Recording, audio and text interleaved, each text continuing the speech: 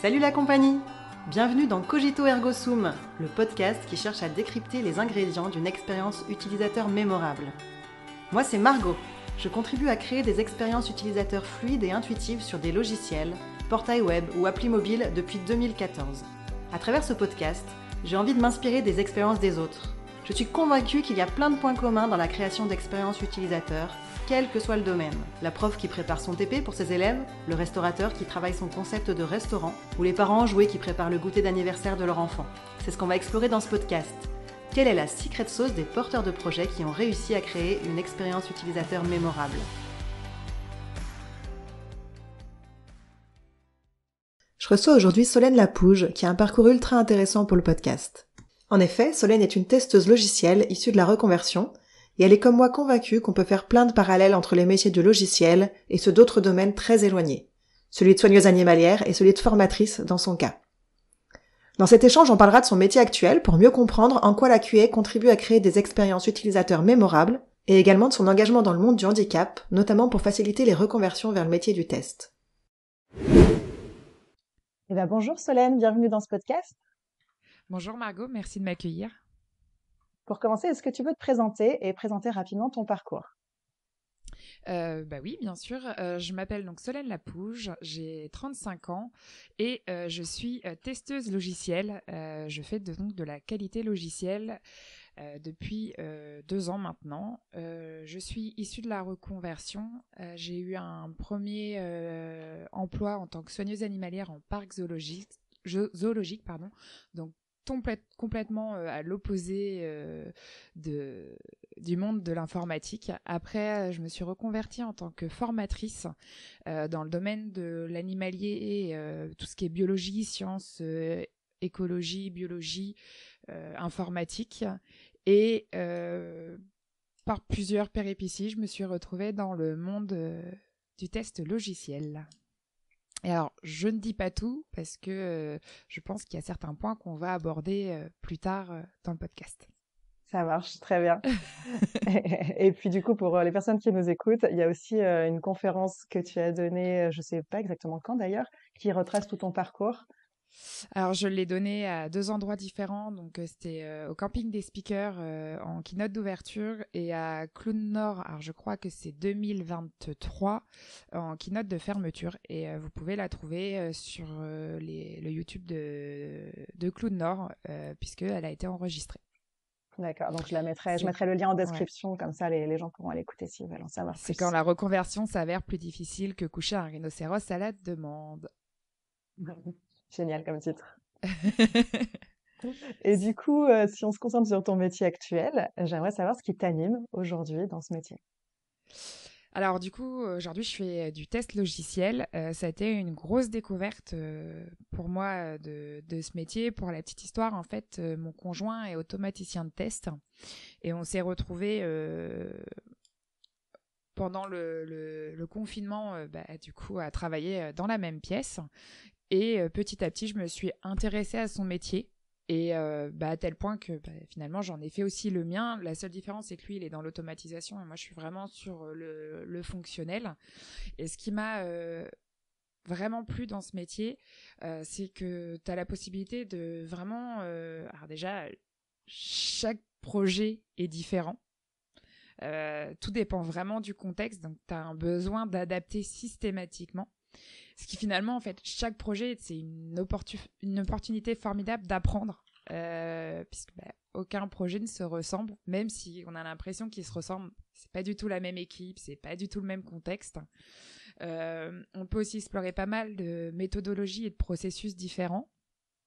Et puis, ce que j'aime bien aussi, c'est me mettre à la place de l'utilisateur final et de me dire comment il va se comporter, comment il va apprécier, quelle expérience il va ressentir en fait sur ce logiciel, ce site web là, et aussi qu'est-ce qu'il peut faire comme anomalie, quel coup tordu qui passerait à travers la logique du développeur et du testeur.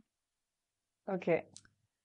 Voilà, donc vraiment mon but c'est de vérifier en fait si le comportement du logiciel est conforme aux attentes donc du client mais aussi de l'utilisateur final, et vraiment me mettre à la place de cet utilisateur final avec toutes ces complexités qui peuvent être de quelqu'un qui a une bonne maîtrise de l'outil informatique à quelqu'un qui n'en a pas du tout, qui peut même avoir des soucis de santé. Vraiment, je trouve ça passionnant. Ok, super.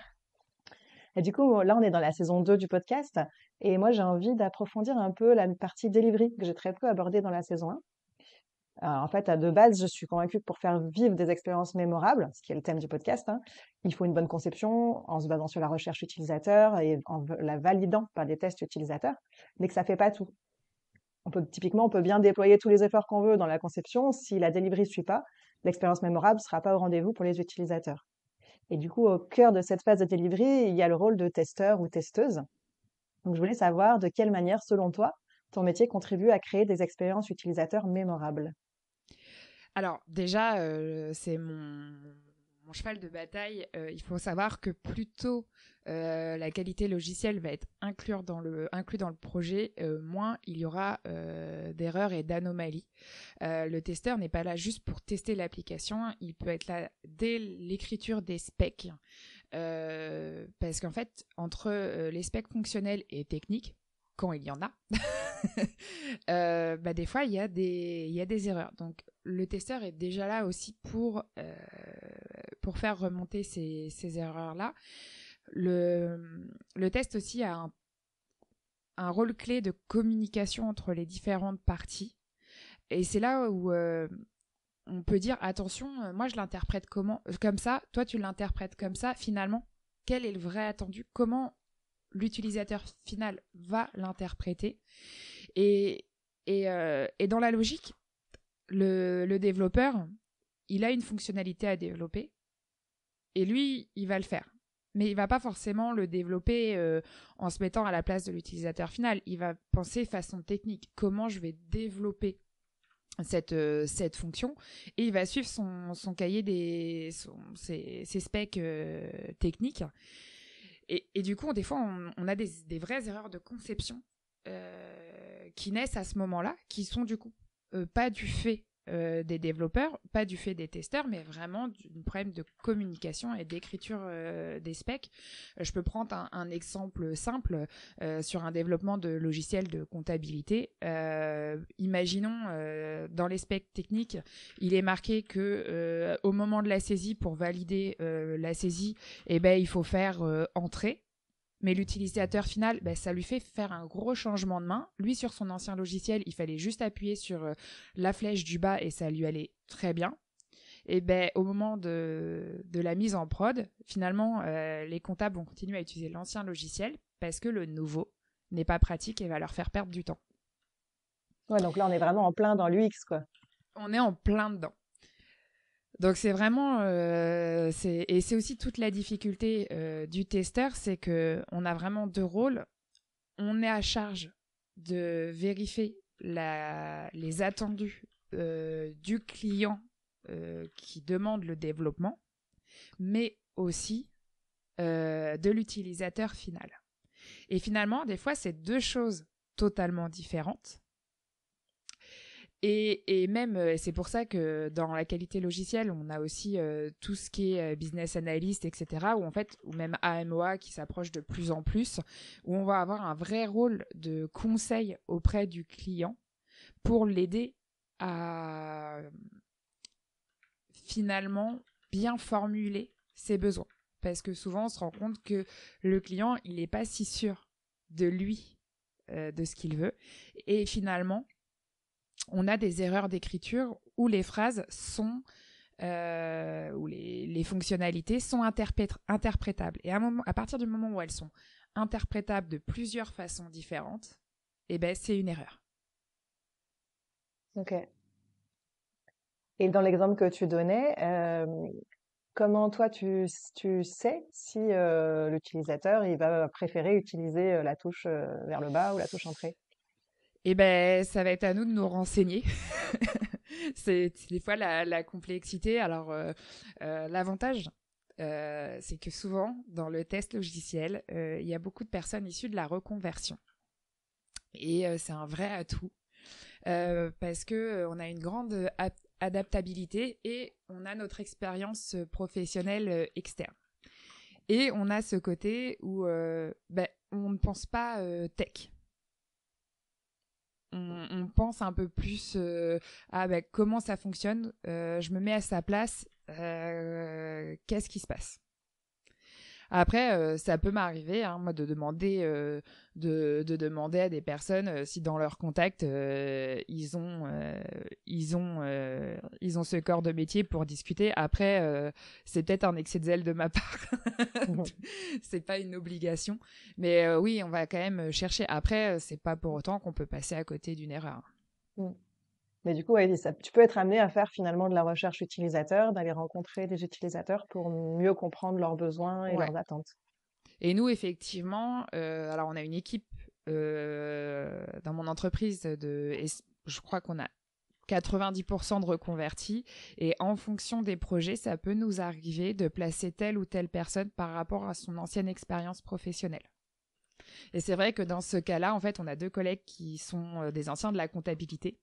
Et donc, naturellement, on aura tendance à les placer, eux, sur ce type de projet parce que, en fait, leur vie professionnelle passée va venir enrichir leur expérience de QA. Ok. Du coup, par rapport à tout ça, c'est quoi déjà les différentes erreurs que ton métier permet d'éviter? Donc, on a parlé des erreurs du X finalement. On a Qu'est-ce beaucoup d'erreurs de spec, d'écriture de spec. Si on est inclus tôt dans le projet, on a beaucoup d'erreurs d'écriture en fait, et ça peut être tout au long du projet informatique. Et puis après, vraiment, on est là pour déceler les anomalies et après permettre aux développeurs de corriger les anomalies. Donc, les anomalies, c'est les bugs, Ouais. qu'on appelle couramment Alors, les bugs. Il y a pas que ça. Alors, nous, en qualité logicielle, on fait bien attention à l'utilisation des termes qu'on utilise parce qu'en fait, bug, c'est beaucoup trop général. Donc, en fait, on parle vraiment d'erreurs, d'anomalies, défauts. En fait, l'erreur amène à une anomalie qui, une fois qu'elle est mise en fonction, crée un défaut. D'accord. Parce qu'en fait, tant que l'anomalie n'est pas jouée, c'est pas un défaut. Ok. Voilà. Et donc nous, notre but, c'est vraiment de détecter au plus tôt l'anomalie. Et aussi, on va faire pas mal de ce qu'on appelle les tests de non-régression ou tests de régression. Ça dépend, ou ou aussi tout ce qui est les tests, les end-to-end, les tests de bout en bout. L'idée, c'est vraiment de vérifier que un utilisateur peut faire toute l'expérience sur le site du début. Prenons un site de e-commerce. Est-ce que il peut chercher n'importe quel article sur le site? Est-ce qu'il peut le mettre dans le panier? Est-ce qu'il peut faire le paiement? Et ça peut aller jusqu'à l'envoi des mails définitifs après la livraison d'avis sur l'objet acheté et sur le site. Ça peut être aussi quand il y a de la mise en prod avec de la montée en niveau de logiciel, est-ce que on va pas casser quelque chose qui est déjà mis en place? C'est un peu un énorme jeu de Lego. Souvent, je parle un petit peu un grand tableau de feuilles de papier à cigarette. Alors, c'est assez bizarre comme référence, mais la feuille de papier à cigarette, c'est une feuille qui est très fragile. Et en fait, si tu bouges par exemple une feuille de papier à cigarette dans l'angle en bas à droite, ça peut te décaler totalement ta feuille de papier à cigarette qui est en haut à gauche de ton tableau. Et en fait, c'est ça notre test de régression, c'est savoir si est-ce que je change mon bloc qui est en bas à droite, est-ce que ça va pas impacter mon bloc qui est totalement en haut à gauche. Ok. Et normalement, les développeurs, ils vont tester leurs blocs qui sont autour, qui communiquent directement avec ce bloc-là. Mais nous, on va vraiment aller vérifier si, en tant que l'utilisateur final, ça ne débloque pas ailleurs. Ok. Et quand tu parlais de problèmes dans l'écriture des specs, est-ce que c'est, bah, tu as donné l'exemple tout à l'heure de quelque chose qui pouvait être interprété de différentes manières. J'imagine que ça peut être aussi des oublis de specs. Enfin, moi, je le vois dans mon expérience de PO, UX PO, que des fois, on essaye toujours de penser à tout, mais qu'en fait, souvent, on pense pas à tout.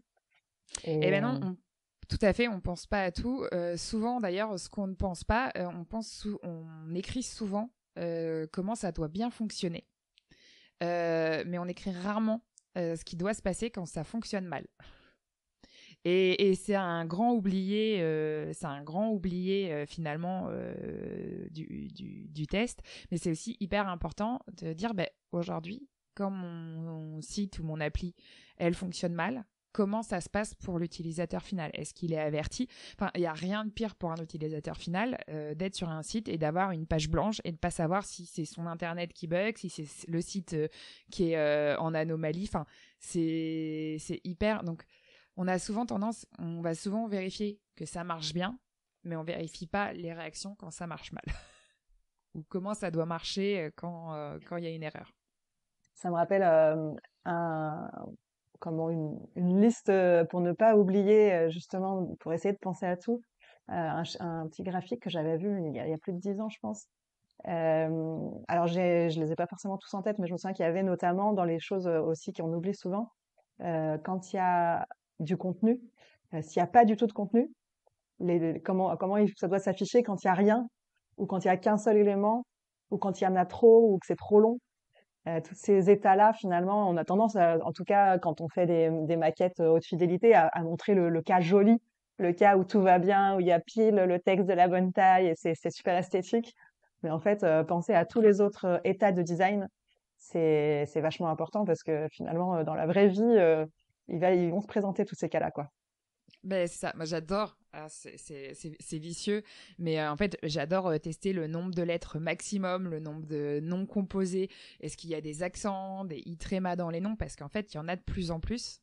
On a souvent tendance à tester avec Dupont et Dupont, sauf qu'en fait des Dupont et Dupont il y en a pas tant que ça. Donc vraiment aller chercher le nom le plus long ou même le plus court, parce qu'aujourd'hui il y a des noms de famille c'est que 2 lettres. Ouais. Et voir si ça marche. Vraiment, ça, c'est un truc, ça m'éclate. Euh, Ouais. Oui, en plus, il n'y a rien je- de plus frustrant en tant qu'utilisateur que de ne pas pouvoir saisir son propre nom, quoi. C'est, Ben, c'est ça, parce que du coup, l'utilisateur, il va se sentir rejeté totalement par l'application. Et là, on perd littéralement un utilisateur. Et il y en a plus qu'on ne pense. Et bah, d'ailleurs, du coup, vu qu'on voit le lien très fort là entre l'UX et ton métier, euh, moi, ça m'est aussi arrivé personnellement d'avoir ce rôle de testeur parce qu'il y avait personne en fait. Et donc, soit je le faisais moi, soit on se le partageait entre les développeurs et moi. Ça peut être donc l'UX, le PO, les devs. Et je me demandais, selon toi, qu'est-ce que ça apporte d'avoir une personne dédiée à ça? Ah ben alors, je conseille, alors forcément, hein, je prêche ma crèmerie, mais en fait, il faut avoir une personne dédiée à ça, tout simplement pour le niveau d'indépendance. En fait, le testeur va amener ce regard extérieur. Lui, son but, c'est vraiment mesurer la qualité du programme et pas du tout trouver qui a mal fait son travail. Parce que dans beaucoup d'esprits, le testeur est surtout là pour trouver les responsables. Non, non, pas du tout. On est là vraiment pour mesurer la qualité du travail, enfin du programme, pardon, pas du travail, du programme. Et finalement, en fait, le fait d'avoir un testeur dédié, euh, ça apporte cette indépendance. Lui, il va pas avoir spécialement d'attachement émotionnel au programme parce que c'est pas lui qui l'a développé. Lui, il est vraiment là juste pour mesurer est-ce qu'il répond aux attendus clients et utilisateurs finaux. Et du coup, ce regard extérieur va lui permettre de détecter beaucoup plus facilement des défaillances qui auraient pu échapper aux développeurs parce que les développeurs, en fait, ils ont le nez dans le guidon. C'est eux qui ont développé, donc ils sont, mais moi je l'ai construit comme ça, pour que ça fonctionne comme ça, ah ben ça fonctionne comme ça.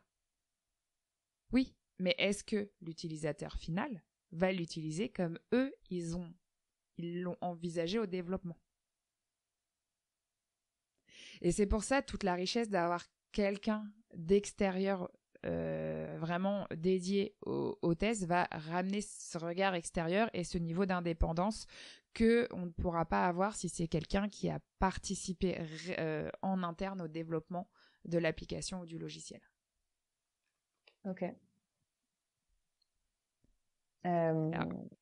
Moi, ça m'est arrivé de travailler avec une testeuse sur un projet l'année dernière. Et effectivement, j'avais trouvé ça hyper riche, la manière dont elle allait creuser tous les cas d'usage et où elle me permettait de compléter mes specs et de compléter les choses que j'avais définies et qui étaient souvent incomplètes. Parce que bah, voilà, j'étais sur tous les fronts. Enfin, je faisais le job du X et le job de PO. Et j'essayais en plus, non, c'était pas l'année dernière, c'était il y a 2 ans, donc j'allais partir en congé mat et il fallait absolument que j'ai tout spécifié avant de partir. Et en fait, forcément, il y avait des oublis. Enfin, je pense que même en dehors de ces conditions-là, il y en aurait eu de toute façon, hein. Et elle est arrivée sur le projet un peu après. Et donc, elle a essayé de monter en compétences sur le métier. Et donc, pour ça, de lire plein de documents, de lire bah, toutes les specs que j'avais écrites. Et en fait, en essayant de les comprendre, elle me posait des questions qui me faisaient réaliser que j'avais oublié des choses, quoi. Donc, c'était vraiment hyper intéressant d'avoir ce binôme finalement. Exactement. Et en fait, vraiment, d'avoir un testeur, ça va être apporter cette richesse extérieure, ce nouveau regard. En plus, c'est terrible à dire, mais on est tous remplis de biais au moment du développement, etc. Et c'est vrai que le fait d'avoir quelqu'un extérieur, ça peut nous aider à voir ces petits biais auxquels on ne fait pas attention. Après, même le testeur a des biais, hein. On est tous blindés de biais. Y a personne qui n'a pas de biais, c'est normal, c'est OK. Faut juste en avoir conscience. Et alors, c'est quoi les biais enfin, est-ce qu'il y a des biais communs aux testeurs ou des choses, les erreurs un peu de débutants à éviter? Ce serait quoi? Alors, la plus grande erreur du débutant pour le testeur, c'est de ne pas se faire confiance. Très souvent, on pense détecter une erreur et un des premiers réflexes qu'on va avoir, c'est est-ce que c'est une vraie erreur ou c'est un manque de compétences de ma part? Et des fois, certains testeurs, notamment des juniors, peuvent avoir peur de poser la question, de peur de passer pour un mauvais testeur, etc. Et en fait, vraiment, la plus grosse erreur du testeur, c'est de ne pas poser de questions. En fait, si on a une question, en fait, on a déjà décelé l'erreur. Si on a un doute, c'est peut-être que l'aspect n'était pas clair, il y a eu des possibilités. Donc vraiment, la plus grosse erreur, c'est de ne pas se faire confiance et de ne pas poser la question quand elle nous vient en tête. Après, le plus gros biais des équipes, clairement, c'est le biais de confirmation. Clairement, le biais de confirmation, c'est que je vais chercher à confirmer mes croyances. Si je dois l'expliquer le plus simplement possible, par exemple, je suis platiste, je suis convaincue que la Terre est plate. On aura beau me montrer sans preuve que j'ai tort, si on m'en montre une seule, comme quoi j'ai raison, et je vais dire « Ah, vous voyez, j'ai raison ». Ah oui, mais enfin, sans une preuve, je t'en montre 100 qui te montrent que tu as tort et une où tu as raison. Et tu vas t'attarder uniquement sur celle où tu dis que tu as raison. Et ça, c'est vraiment le plus gros biais, le plus difficile. En fait, on est habitué au fonctionnement du produit. Et en fait, plus on va relire son propre texte, moins on va voir les fautes. Donc ça, c'est le biais le plus difficile pour moi à lutter. Et ça, que ça soit dans l'équipe de dev ou de QA, c'est vraiment le plus difficile. Celui qu'on peut aussi avoir régulièrement, c'est le biais de congruence. Celui-là, c'est vraiment... alors, ok, biais de confirmation, biais de congruence, ça s'y ressemble un petit peu, mais en fait, c'est là, le biais de congruence, c'est plutôt je vais chercher à confirmer mes hypothèses. Et ce qu'il faut comprendre par le biais de congruence, c'est je vais pas aller tester ce qui pourrait infirmer mon hypothèse. Et ça, c'est très important parce qu'en fait, je ne vais tester que ce qui va confirmer que j'ai raison. Donc là, en fait, c'est vraiment une erreur fondamentale d'attribution. Et là, on va mal estimer les raisons ou les causes d'un comportement. Et c'est là où il y a un peu ce côté guerre qui, à mon avis, là, c'est un peu la raison de la naissance de la guerre dev-test. Ah ben, il y a cette erreur, bam, c'est les devs qui ont mal codé. Bah non, en fait, peut-être qu'il y a des serveurs qui ont pris feu, ou peut-être qu'il y a une fuite d'eau chez Google, j'en sais rien. Finalement, c'est peut-être pas ça. Est-ce que c'est vraiment une erreur de développement, ou est-ce que c'est... en même temps, on a juste cherché à vérifier que mon hypothèse était vraie. Donc ça, c'est vraiment, pour moi, les 2 biais les plus importants. Après, on a aussi tout ce qui est biais du survivant qui peut être assez intéressant, qui est assez présent. C'est dans mon expérience, ça a marché comme ça, donc ça marche comme ça tout le temps pour tout le monde. Mais non, pas du tout en fait, parce que chaque personne est différente. Donc, faut pas du tout se baser sur si ça marche, moi je le fais comme ça, tout le monde le fait comme ça, ça c'est mort, ça peut pas marcher avec le test. Après, dans un aussi qui est assez important, c'est le biais de la négativité. C'est qu'on a tendance à retenir surtout ce qui marche mal. Ce qui est... On va par exemple retenir surtout les anomalies. Et en plus, c'est un peu notre métier, en fait. On va dire aujourd'hui, il y a ça comme anomalie. Mais des fois, on se retrouve où on a 20% du programme qui est en anomalie. Ah là là, 20%, c'est énorme et tout. Ouais, non, mais en fait, t'as 80% qui fonctionnent super bien. Mais on va retenir qu'il y a 20% du programme qui fonctionne mal. Alors, 20%, c'est énorme. Mais 80, retiens que t'as 80% qui fonctionnent. Et ça, c'est ça qui est important. Donc, voilà, on a surtout, pour moi, ces 4 biais-là. Et clairement, on ne peut pas ignorer le côté cognitif. Voilà, on a tous des biais, mais c'est ce côté cognitif aussi qui va faire la raison, qui va donner la principale raison en fait de la réussite ou l'échec d'un projet. J'espère que c'est une partie que j'aime bien. J'espère que j'ai pas trop balancé d'infos d'un coup et que je me suis pas trop. Non, pas du tout. C'est super intéressant. Ouais, c'est assez intéressant. C'est une partie qui est passionnante, et c'est vrai que les biais c'est vite fait de s'enfermer dedans, et c'est un peu l'ennemi aussi du testeur. Merci d'avoir écouté cet épisode. N'oubliez pas de vous abonner pour ne pas manquer la suite de cette discussion. Restez à l'écoute, car dans la suite, nous allons plonger encore plus profondément dans notre sujet. Pour continuer à échanger, questionner et explorer les thématiques autour de l'expérience utilisateur, retrouvez-moi également sur TikTok, vous trouverez le lien en description. C'était Margot dans Cogito Ergo Sum, et je vous retrouve très bientôt pour la suite de notre échange.